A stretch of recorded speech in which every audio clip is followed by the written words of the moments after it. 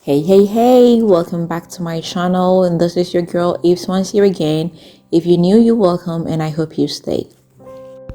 Today I'm bringing to you a very hydrating and rejuvenating facial mask. Without wasting time, let's just get started. So I'll get a bowl and come in with about a teaspoonful of cocoa powder.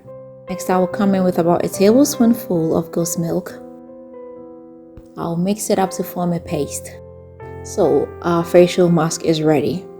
Now to start, you need to cleanse your face very well. I'll go ahead and cleanse my face with my favorite cleanser. With the help of my applicator, I'll put the mask on my face. Don't forget the under eye area, don't forget the chin area as well. I must say, cocoa powder contains some cocoa butter, and this is very great for those with super dry skin. If you've got blemishes, suntan, acne scars, this will help remove them. It's going to help you regain elasticity into your skin, whilst getting rid of fine lines and age marks.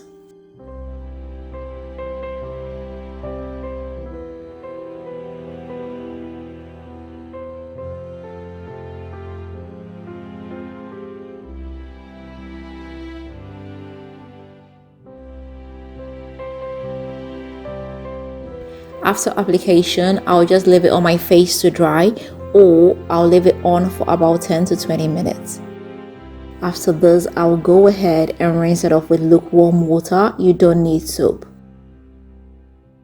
After rinsing it off, you are going to realize that your face is not dry, it is super moisturized. You don't need any facial cream or facial serum. It keeps your face super, it improves the elasticity on your face. This was a quick and short one, and I hope it did help you.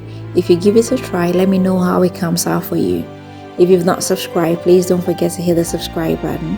Don't forget to share this with family and friends, and don't forget to leave me that big fat thumbs up.